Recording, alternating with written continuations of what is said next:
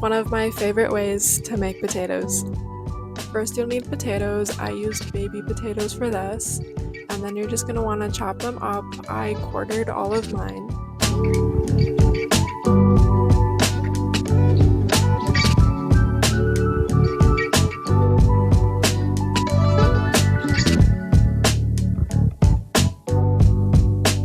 And then you're going to want to add Parmesan cheese, garlic powder, salt, and olive oil onto all of those potatoes. Mix them around, make sure they're all coated. Then you're just going to want to lay them out on a baking sheet. And then you will cook them for 30 minutes in the oven at 400 degrees Fahrenheit.